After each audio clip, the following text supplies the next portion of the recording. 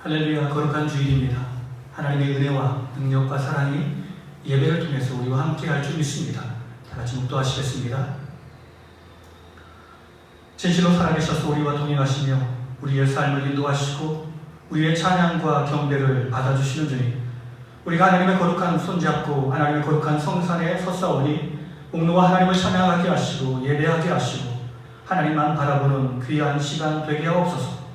살아계신 성삼위 하나님을 찬양하오며 예수님 이름으로 감사하며 기도드립니다. 아멘.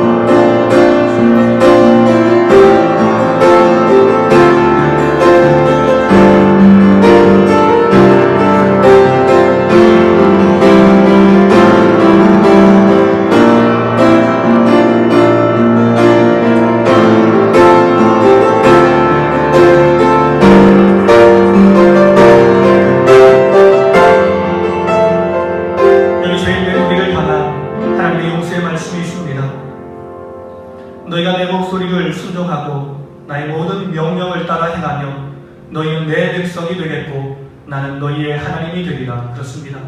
우리를 용서하시고 우리를 거룩한 주의 백성 삼으신 우리 하나님을 기쁘게 찬양하며 나가시겠습니다.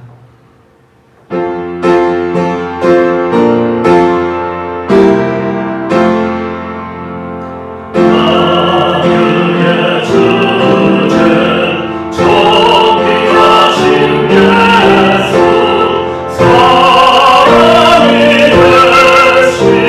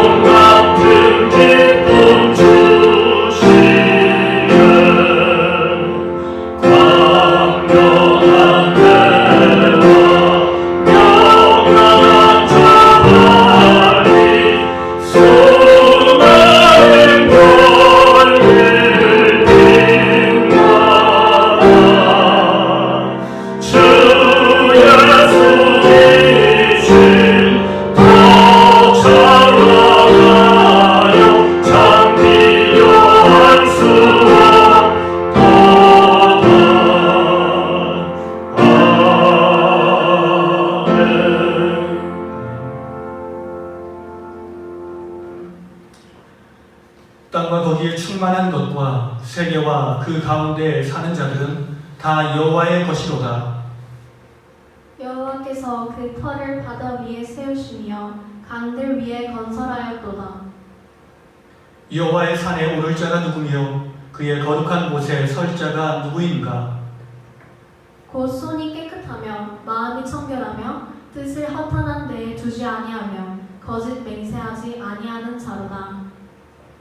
그는 여호와께 복을 받고 구원의 하나님께 의를 얻으리니 이는 여호와를 찾는 족속이요 야곱의 하나님의 얼굴을 구하는 자로다.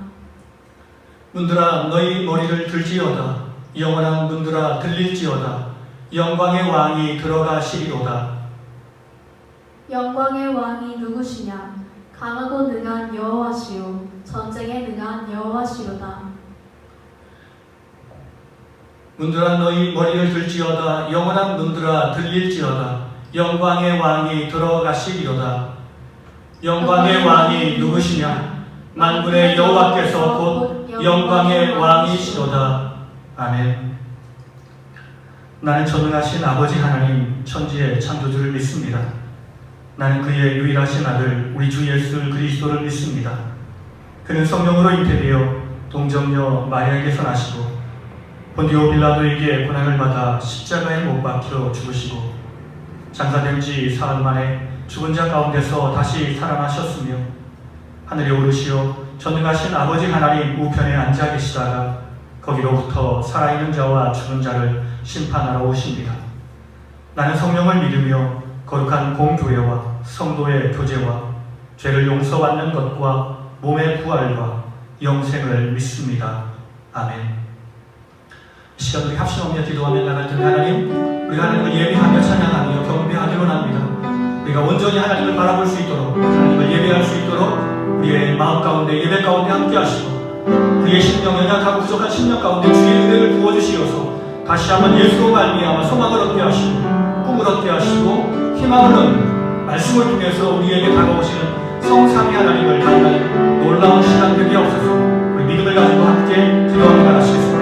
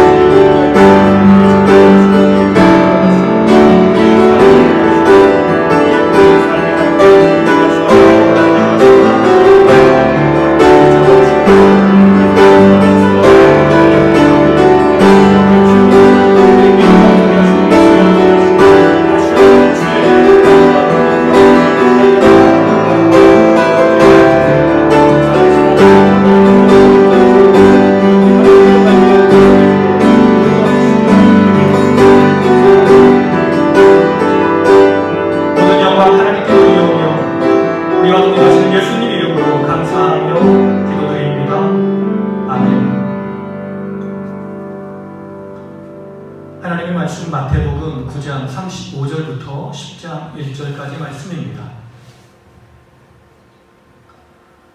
예수께서 모든 도시와 마을에 두루 다니사 그들의 회당에서 가르치시며 천국 복음을 전파하시며 모든 병과 모든 약한 것을 고치시니라. 우리를 보시고 불쌍히 여기시니 이는 그들이 목자 없는 양과 같이 고생하며 기진함이라. 이에 제자들에게 이르시되 추수할 것은 많되 일꾼이 적으니 그러므로 추수하는 주인에게 청하여 추수할 일꾼들을 보내주소서 하라 하시니라. 예수께서 그의 12 제자를 부르사 더러운 귀신을 쫓아내며 모든 병과 모든 약한 것을 고치는 권능을 주시니라. 아멘.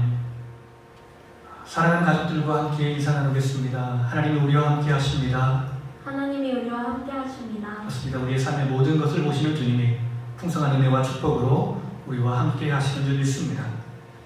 우리가 교회를 다니다 보면 복음이라는 말을 너무 자주 듣게 됩니다. 그래서 모든 사람들은 다 복음을 좋아합니다. 복음이라는 단어는 흔히 교회에서 쓰는 단어라고 생각하고 있습니다. 그런데 원래 이 복음이라는 단어가 정말 기독교 용어였을까요? 아니면 일반인이 사용하는 그러한 말이었을까요? 복음이란 말은 우리가 잘 아는 말처럼 복된 소식, 기쁨의 소식이라는 말입니다. 그리스 로만 당시에 복음이라는 말은 유앙겔리온인데 그 뜻은 복된 소식을 전하는 자에게 상을 주는 것이었습니다. 이것이 파생해서 복된 소식, 기쁨의 소식이 되었습니다. 그리고 그 복된 소식의 핵심은 바로 전쟁에서 승리했다라는 소식이 바로 복음이었습니다. 우리가 적군에게 전쟁에 패하게 되면 우리의 모든 것을 빼앗기게 됩니다. 나의 재산, 그리고 사랑하는 가족들도 빼앗기게 되고 내 생명조차 빼앗기게 되는 것입니다. 곧 복음이라는 것은 나의 모든 것을 지키며 행복을 유지하는 것이 복음이라는 의미였습니다. 그런데 오늘 이 시대를 살아가는 많은 사람들이 그러한 개념으로 각자의 복음을 생각하고 살아가고 있는 사람이 많습니다. 나에게 복음이란 무엇일까요? 사람들은 이야기합니다. 세상에서 돈을 많이 벌고 성공하는 것이 복음입니다. 누가복음 15장에서 탕자의 비유처럼 수많은 사람들이 세상에 나가 성공하기를 원합니다. 돈을 벌기를 위해서 떠나는 것입니다. 우리가 탕자의 이야기에서 잘못됐다라고 말하는 것은 그가 세상을 살 동안 허랑방탕하여 아버지께서 그에게 주신 모든 것을 허비했기 때문이라고 생각합니다. 만약 그가 세상에 나가 열심히 일하고 돈을 전략해서 많은 물질을 모아가지고 돌아왔다면 그는 탕자가 아니었고 훌륭한 사람이 될 것입니다. 많은 사람들이 그를 칭찬할 것입니다. 이처럼 많은 사람이 세상에 나가 돈을 벌기 위해서 자신의 성공과 꿈을 이루기 위해서 열심히 노력하며 살아갑니다. 그래서 자신이 성공하면 이것이 나의 복음이 되는 것입니다. 두 번째, 사람들이 생각하는 복음은 신앙생활을 잘해서 주님께 인정받고 세상에서도 칭찬받는 것이 복음이라고 생각하는 사람들도 있습니다. 이런 사람들은 탕자의 비유에서 나오는 첫 번째 아들의 모습과 같습니다. 이런 사람은 한 번도 교회 밖으로 나가지 않은 사람입니다. 항상 교회에 나와서 열심히 하나님의 말씀을 듣고 예배하며 자신에게 주어진 일들을 묵묵히 해나가는 사람들입니다. 그렇다면 이 사람에게 무엇이 문제일까요? 이 사람의 문제는 바로 주님 안에서 성공하겠다는 열망과 꿈이 큰 것이 문제였습니다. 아버지와 아들로서 사랑의 관계를 유지하는 것이 핵심인데 이를 통해서 아버지께 인정받는 것이 더 좋다라고 생각하는 것입니다. 이를 통해서 아버지 하나님께 칭찬을 받고 이를 통해서 다른 사람들에게 칭찬을 받는 것이 꿈입니다. 마다들은 누구를 가리키는 것일까요? 그 당시 유대인을 말하는 것이며 율법주의자들을 말합니다. 오늘 이 시대를 살아가는 우리를 말하는 것이 아닌가 생각해 보게 됩니다. 하나님이 말씀하시는 것은 형식적인 율법을 뛰어넘어서 항상 주님의 사랑 가운데 거하고 그 사랑으로 말미암아 아름다운 관계를 유지하는 것인데 그들은 그러한 의미를 깨닫지 못한 채 일에만 집중하는 종의 삶을 살아가고 있습니다. 그리스도인은 하나님께 일만을 위해서 부름받은 종이 아닙니다. 우리는 주님과 사랑하며 살아가는 가족으로서 이렇게 사랑하는 우리 형제 자매로서 함께하고 있다는 것입니다. 그리스도인에게 먼저 중요한 것은 하나님 나라 복음 안에 나타난 사랑을 체험하는 일에 있습니다. 그렇습니다. 하나님의 나라와 복음이 핵심입니다. 35절은 이렇게 말씀합니다. 예수께서 모든 도시와 마을에 두루 다니사 그들의 회당에서 가르치시며 천국 복음을 전파하시며 모든 병과 모든 약한 것을 고치시니라. 공간복음 곧 마태복음, 마가복음, 누가복음의 핵심 주제는 하나님 나라입니다. 그런데 마태는 유대인이기 때문에 하나님이라는 말을 사용할 수가 없었습니다. 그래서 하나님의 이름을 부르다 망령되이 부를 수 있기 때문에 하나님이라는 말을 피하고 대신에 하늘나라라는 말로 표현하고 있습니다. 그렇습니다. 하나님 나라, 하늘나라, 이것이 바로 예수님과 함께 우리의 삶에 가까이 다가왔습니다. 우리가 잘 아는 것처럼 예수님이 공생애를 시작하면서 세상 사람들에게 제일 먼저 선포한 말씀이 무엇입니까? 마태복음 4장 17절은 이렇게 말씀합니다. 이때부터 예수께서 비로소 전파하여 이르시되 회개하라 천국이 가까이 왔느니라 하시더라. 이 말씀은 세례 요한이 먼저 말한 말씀입니다. 하나님의 나라 천국이 가까이 왔다.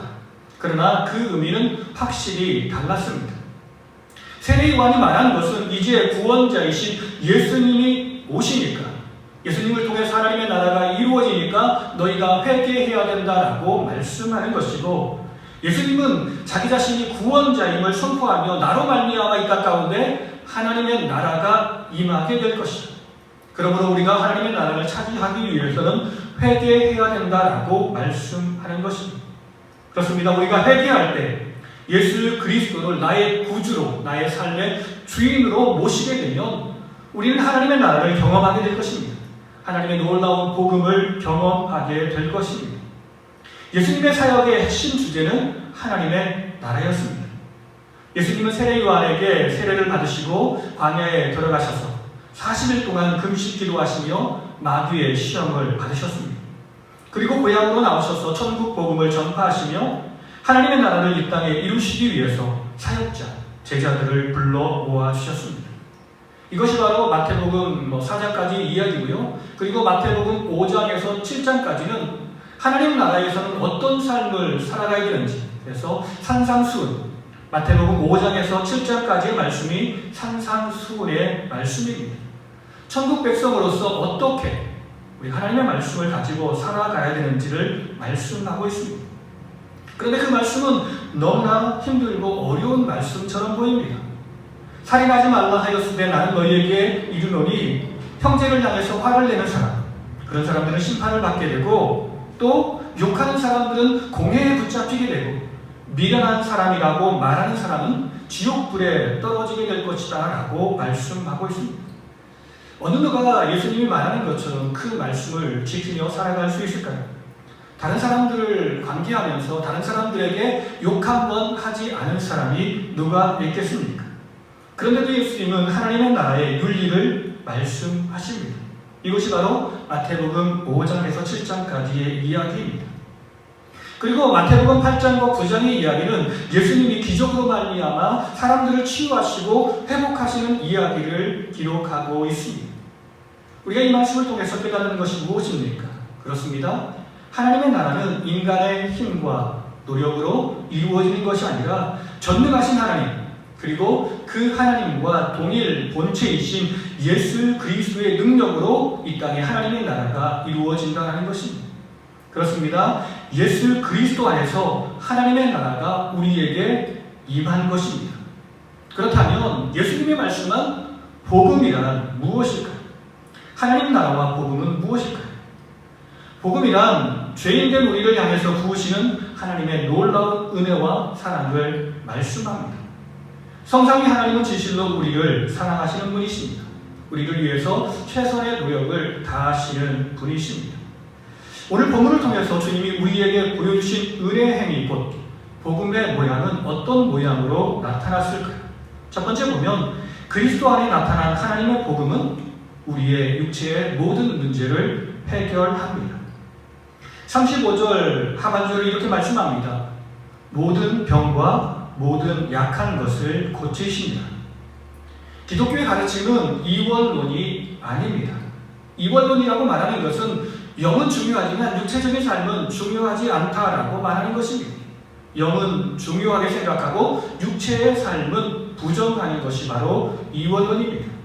그러나 하나님께서, 예수님께서 말씀하시는 것은 우리의 영혼도 중요하지만 우리의 육체의 삶도 중요하다라고 말씀하고 있습니다. 육신의 삶이 파괴되면 마음이 상하고 그것으로 말미암아 주님 주시는 평화를 누리지 못하며 항상 불행 가운데 살아가는 사람들이 많기 때문에 그렇습니다. 우리의 삶이 육체적인 삶, 이것이 우리의 모든 것은 아니지만 인간에게 있어서 먹고 마시며 건강하게 사는 것이 참으로 중요한 문제 중에 하나입니다. 우리가 잘 아는 것처럼 아담과 하와는 범죄한 이유도 바로 육체적인 연약함을 알고 있었기 때문에 그렇습니다. 육체적인 연약함을 극복하여서 내가 하나님처럼 되고 싶다라는 욕심을 가졌기 때문에 그가 먹는 문제로 시험에 빠져서 결국은 무너지게 되었습니다. 우리의 삶에도 이처럼 물질적인 어려움, 육체적인 어려움 때문에 고민하는 사람들이 많이 있습니다. 최선을 다하는데도 불구하고 많은 물질을 이렇게 열매를 맺지 못하는 사람, 그러니까 아무리 건강을 유지하려고 노력함에도 불구하고 육체적인 질구를 지고 힘들게 살아가는 사람들이 많이 있습니다. 건강하면 기쁘게 살 수 있지만 건강하지 않으면 기쁘게 산다는 것이 참으로 어렵다는 것을 우리는 잘 알고 있습니다.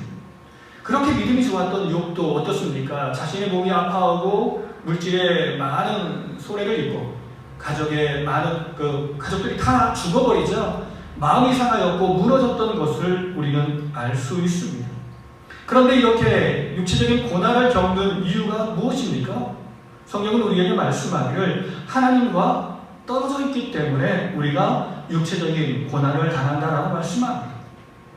하나님의 언약 백성이 되면 하나님 나라 안에서는 더는 질병이나 육체적인 고통이 없을 텐데 우리가 그 사랑의 품을 떠났기 때문에 문제인 것입니다. 자신의 힘과 능력으로 이 모든 것을 해결할 수 있다라고 생각한 인간들은 하나님을 떠난 것입니다. 그래서 인간의 모습은 어떻게 되었습니까? 36절은 이렇게 말씀합니다. 무리를 보시고 불쌍히 여기시니 이는 그들이 목자 없는 양과 같이 고생하며 기진함이라 그렇습니다. 우리가 참 목자이신 주님 곁을 떠나면 우리의 인생은 힘들 수밖에 없습니다. 우리의 삶은 처절하게 고난과 그리고 고통의 연속일 수밖에 없다는 것입니다. 그런데 주님이 이 땅에 오셨습니다. 하나님의 꿈을 떠나 힘들고 고생하는 인생을 찾아와서 그들의 삶의 문제를 해결해 주신 것입니다. 병든 자에게는 예수님이 손을 얹고 기도하시며 그들을 치유하셨습니다. 배고픈 자에게는 빵을 나눠주시면서 넉넉한 음식을 그들에게 주셨습니다. 주님은 능력이 있는 분이십니다. 그 능력으로 우리의 모든 연약함과 부족함을 채워주시는 것입니다. 이것이 하나님 나라의 복음입니다. 그렇다면 하나님 나라의 복음 두 번째는 무엇일까요? 두 번째는 말씀 안에서 나누는 하나님과의 친밀한 교제가 바로 하나님 나라의 복음입니다. 35절 중반절은 이렇게 말씀합니다. 그들의 회당에서 가르치시며 천국 복음을 전파하시며. 우리의 삶의 가장 큰 문제가 먹고 마시는 문제, 우리의 육체적인 건강의 문제인 것처럼 보이지만 우리 신앙인들에게 있어서 그렇게 말할 수는 없습니다. 우리의 삶의 가장 큰 핵심적인 문제는 하나님과의 온전한 관계, 올바른 교제가 핵심의 문제입니다. 분명 우리가 살아가는 삶에는 많은 어려움이 있습니다. 그런데 어떤 사람은 이 문제를 해결하기 위해서 긍정적으로 생각하면 된다라고 이야기를 합니다. 잘 된다라고 말하십시오. 좋아질 것이라고 말하십시오라고 말합니다. 걱정하면 부정적인 생각을 가진 것이기 때문에 이것은 불신앙이라고 말하기도 합니다. 그러나 참된 신앙은 우리의 기분에 의한 감정적인 긍정을 말하는 것이 아닙니다. 내가 잘 될 것이다 라고 생각하면 그것이 잘 되는 것이 아니에요. 내가 좋아질 것이다 라고 말한다고 해서 내 삶이 좋아지지 않을 수 있다는 것입니다. 참된 믿음은, 참된 긍정은 우리 앞에 있는 현실을 있는 그대로 바라볼 수 있는 것이 바로 참된 믿음입니다. 그리고 그 안에서 하나님의 뜻을 이루며 사는 것이 무엇인지를 알기 위해서 고민하는 것입니다. 그리고 주님께서 그 뜻을 알려주셨다면 최선을 다해서 그 뜻을 이루기 위해서 살아가는 삶, 이것이 바로 참된 믿음입니다. 그러므로 우리에게 가장 중요한 것은 하나님의 마음, 하나님의 뜻입니다. 그것이 어디에 나타나 있습니까? 바로 하나님의 말씀에 있습니다. 우리가 잘 아는 것처럼 마태복음을 기록할 당시 마태의 공동체는 아주 힘들고 어려운 삶을 살았습니다. 예루살렘은 멸망하는 과정이었고 예수님을 믿는 믿음의 공동체는 환난과 핍박으로 말미암아 고난을 겪고 있었습니다. 예수님을 온전히 믿으면 육체적인 구원을 받는다라는 희망이 있는데 모든 사람들이 기대처럼 그 희망이 이루어지는 것은 아니었습니다. 주님의 제자 베드로도 순교를 당했고 주님의 제자들은 고난으로 말미암아 뿔뿔이 흩어지는 그러한 상태였습니다. 좋아지리라는 막연한 믿음만 가지고 있다가 환난이 닥치고 어려움이 닥치니까 어떤 사람들은 주님을 부인하고 세상으로 나아가는 많은 사람들도 있었습니다. 왜냐하면 우리의 상황이 아름답게 변화되면 좋겠지만 우리가 생각한 것보다 더 악화될 수도 있다는 것입니다. 더 나빠질 수도 있다는 것입니다. 그런 백성에게 하나님의 말씀이 주어진 것입니다. 하나님의 말씀은 인간의 연약함을 바라보지 말라라고 말씀하십니다. 우리가 해결할 수 없는 문제에 집중하지 말라라고 말씀하십니다. 오직 하나님의 말씀은 전능하신 하나님을 바라보게 합니다. 우리의 모든 상황을 극복하시고 회복하시는 하나님의 은혜를 바라보게 합니다.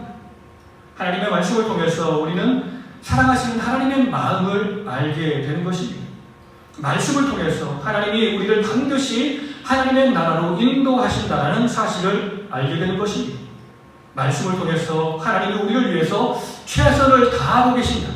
지금도 하나님이 우리를 위해서 일하고 계신다는 것을 우리는 알게 됩니다. 그렇습니다. 하나님의 말씀을 통해서 이 세상에서 고난을 겪는 우리보다 하나님이 더 마음 아파하시며 더 큰 고통을 겪고 있다는 사실을 우리는 알게 되는 것입니다. 우리가 하나님의 말씀을 알게 되면, 우리가 하나님의 마음을 알게 되면 우리는 더 이상 이 세상이 두렵지 않을 것입니다. 주님은 힘든 세상을 살아가는 이 백성들을 홀로 내버려두지 아니하시고 항상 자신의 마음을 가르쳐 주시며 내가 너희와 함께 한단다. 내가 너희에게 힘을 주고 능력을 주며 내가 영원토록 너의 손을 붙잡고 나아간다라고 말씀하는 것입니다. 우리는 이런 말씀을 통해서 주님의 마음, 하나님의 마음을 알게 되고 우리의 삶은 새롭게 변화되게 될 것입니다. 이것이 바로 그리스도 복음 안에 있는 말씀의 능력입니다. 세 번째, 그리스도 안에 나타난 하나님 나라의 복음은 이 세상 모든 사람들을 향한 복음이라는 사실입니다. 35절 상반절을 이렇게 말씀합니다. 예수께서 모든 도시와 마을에 두루 다니사라고 말씀합니다. 예수님은 복음의 말씀을 도시 사람이나 가난한 시골 사람이나 가리지 않고 모든 사람들에게 찾아가서 말씀을 전하셨습니다. 우리가 성경을 읽어보다 보면 예수님은 특별히 가난한 사람들을 사랑하시고 그들을 향한 배려가 있는 것처럼 보입니다. 어떻게 보면 마태복음을 보면 마태복음 10장을 우리가 읽지 않았는데요. 10장을 보면 예수님은 유대인을 사랑하셔서 유대인에게만 복음을 전하라고 말씀하신다라고 생각하며 예수님은 편향적인 민족주의자가 아닌가라고 오해하는 사람들도 있습니다. 그러나 그렇지 않습니다. 이것은 말씀의 일부만 보는 것입니다. 예수님의 전체적인 말씀을 살펴보면 우리가 마태복음 28장 18절부터 20절까지 가면 너희는 가서 모든 족속으로 제자를 삼아 모든 사람들에게 주의 복음을 땅끝까지 전하라고 말씀하는 것입니다. 그렇습니다. 예수님은 세상 모든 사람들을 다 사랑하십니다. 부자나 가난한 사람이나 그리고 한국 사람이나 미국 사람이나 브라질 사람이나 이 땅에 살아가는 모든 사람들을 동일한 마음 가지고 사랑하고 있다는 것입니다. 모든 사람들이 구원받기 위해서 모든 사람들을 구원하기 위해서 하나님이 지금도 일하시고 예수님이 지금도 일하신다는 것입니다. 그렇습니다. 오늘 우리는 주님의 제자로 부르심을 받았습니다. 주님께서 원하시고 뜻하신 많은 일들이 우리에게 있다는 사실입니다. 우리가 해야 할 일이 무엇입니까?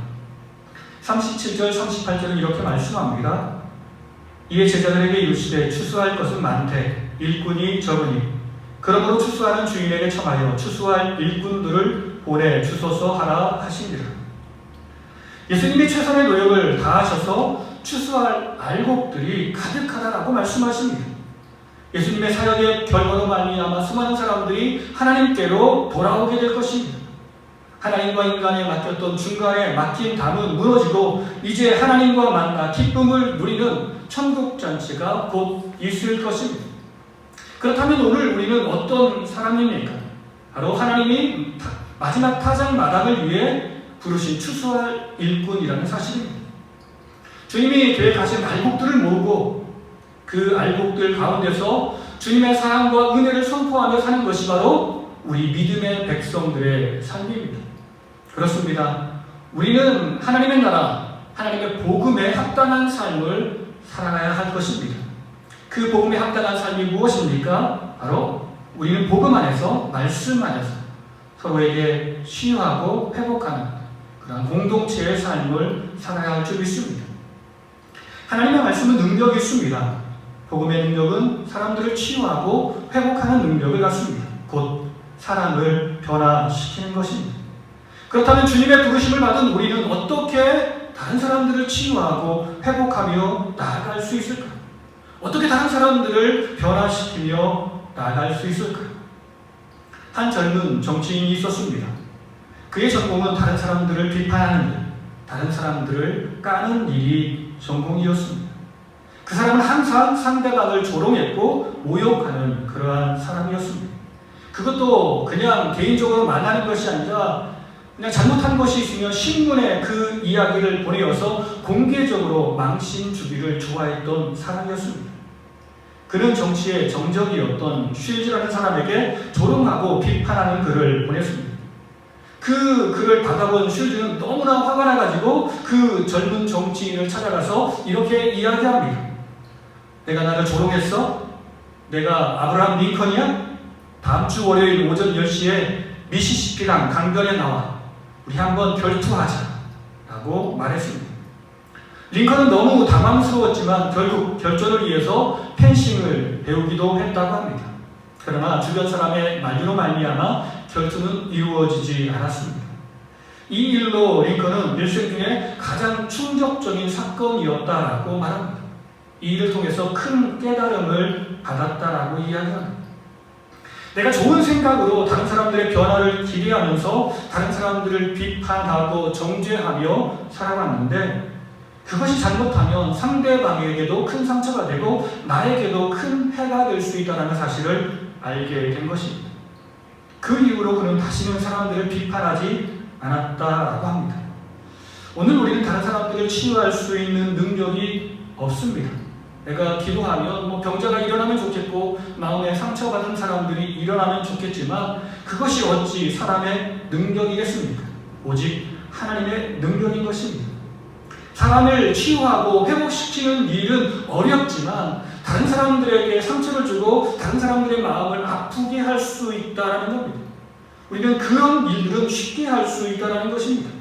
그렇습니다. 항상 주의 백성들은 우리가 잘못하여서 하나님의 영광이 가려지고 다른 사람들에게 손해를 끼치며 다른 사람들에게 큰 해를 줄 수 있다는 사실을 우리는 기억하며 우리가 진정으로 복음 안에 있다면 예수 그리스도의 사랑 가운데 있다면 예수님처럼 따뜻한 마음 가지고 살아가는 것이 중요한 것입니다. 예수님은 참으로 따뜻한 마음으로 살아가셨습니다. 상처 있는 사람이 자신에게 오시면 피곤하고 힘들지만 그 사람들의 이야기를 다 들어주셨고 질병을 고쳐주셨습니다. 내가 잘못했기 때문에 이 병이 걸렸고 내가 잘못했기 때문에 너는 어려움을 산다라고 책망하지 않으시고 먼저는 그 사람의 병을 고쳐주시고 다시 병들지 않도록 거룩한 삶을 살라라고 가르쳐 주셨습니다. 이처럼 예수님의 방식은 세상 사람, 특별히 세상 권위자와는 달랐기 때문에 수많은 사람들이 예수님을 좋아했습니다. 초대교회는 외부적인 박해로 말미암아 너무 힘들고 어려웠지만 그럼에도 불구하고 그들은 예수님의 가르침을 받아서 주 안에서 한 마음 한 뜻이 되어서 서로를 위로하고 격려하는 공동체의 삶을 살았습니다. 작은 것이지만 함께 나누는 삶을 살았습니다. 이것이 모든 사람의 마음을 치유했고 수많은 사람들의 아름다운 믿음의 본이 되어서 예수 그리스도를 알지 못하는 사람들이 그 사랑의 행위로 말미암아 그 자기의 행위로 말미암아 하나님께 나올 수 있었던 것입니다. 현재 우리의 삶에 가장 필요한 것은 무엇일까요? 힘들고 지친 사람을 향한 주님의 따뜻한 사랑의 손길이 필요하지 않을까요? 수많은 사람들이 힘들고 어려움을 당하고 있습니다. 우리가 그때 예수님의 마음 가지고 복음 가지고 진리 가지고 우리가 세상을 변화시킬 수 없지만 우리가 따뜻한 말로 마음을 변화시킬 수는 없을까요? 오늘 우리 주변에 손 내밀고 사랑을 베풀어야 될 사람들이 많이 있습니다. 주의 은혜와 사랑, 축복을 함께 나누어야 할 사람들이 많이 있습니다. 오늘 이 하루가 바로 하나님의 놀라운 능력과 복음 안에서 모든 사람들에게 그 복음의 능력, 은혜, 권능을 선포하는 사랑하며 섬기는 귀한 하루가 되기를 예수 그리스도의 이름으로 간절히 축원합니다. 우리 다 같이 기도하시겠습니다.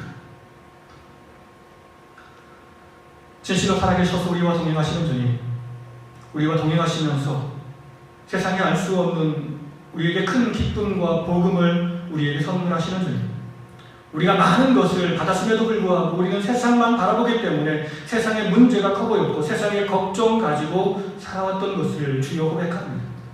예수 안에 있으면 건강의 문제, 예수 안에 있으면 모든 물질의 문제, 예수 안에 있으면 우리의 삶의 모든 문제가 해결됨에도 불구하고 우리는 아직까지도 그것을 믿지 못한 채 항상 우리의 생각과 우리의 고집만 가지고 살아가고 있습니다. 주여 우리를 불쌍히 여기시고 긍휼히 여기시어서 예수 그리스도께서 우리에게 베푸신 은혜와 사랑, 복음이 가장 큰 것임을 깨닫게 하시고 그 은혜의 복음을 가지고 세상으로 나아가 힘들고 어려운 사람들의 따뜻한 손을 잡아주며 위로해주며 격려해주며 그래서 땅끝까지 주의 복음을 전하는 아름다운 삶이 되게 하옵소서. 그래서 항상 복음으로 말미암아 내가 먼저 행복해지고 그 행복이 나와 함께한 모든 사람들을 변화시키는 놀라운 능력으로 나타나게 하옵소서. 우리의 사랑하는 가족이 복음 안에서 예수 그리스도의 사랑 안에서 항상 행복하게 하시고 큰 은혜와 복을 누리는 아름다운 가정 되게 하옵소서. 살아계신 예수님의 이름으로 감사하며 기도드립니다.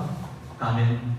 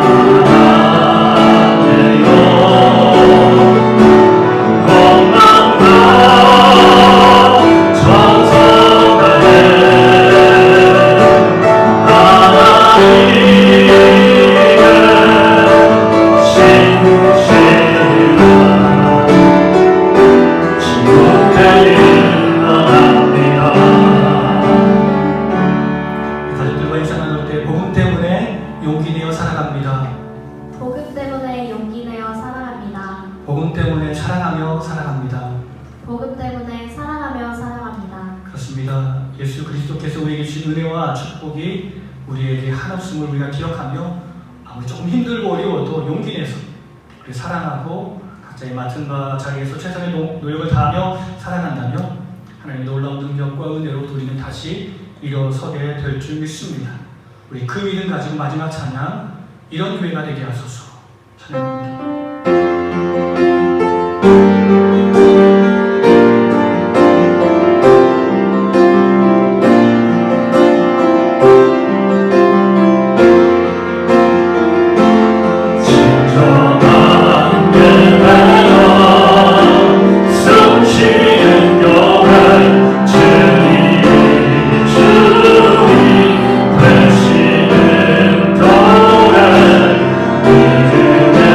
주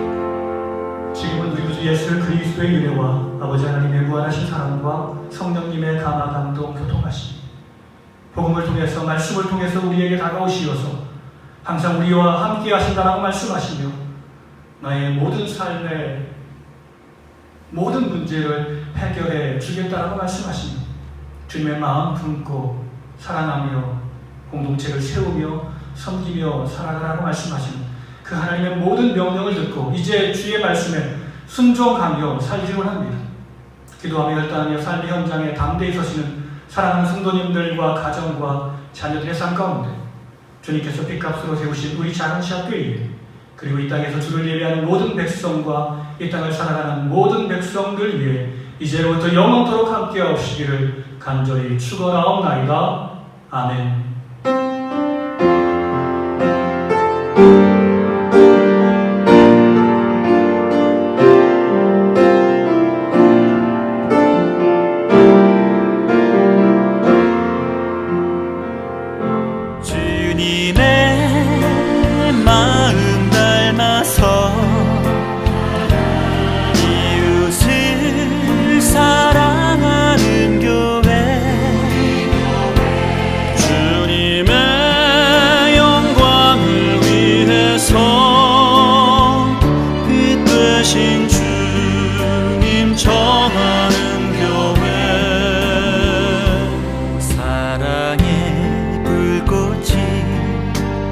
활짝 피어나 날마다 사랑에 빠지는 교회 주께서 사랑하는 우리 교회가 이런 교회 되게 하소서.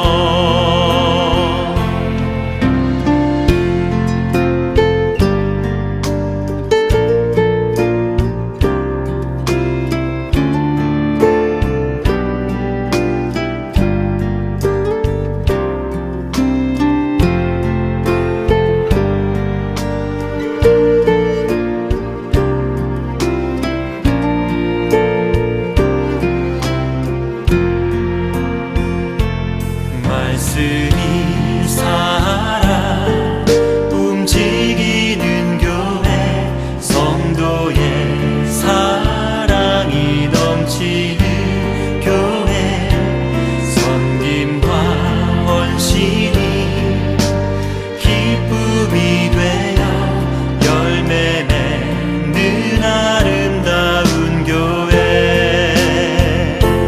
주님의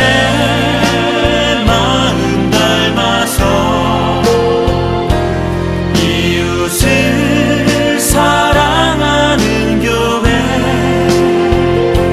주님의 영광을 위해서 빛 되신 주님 전하는 교회 주께서 사랑하는 우리 교회가 이런 교회 되게 하소서. 주님의 마음 닮아서 이웃을 사랑하는 교회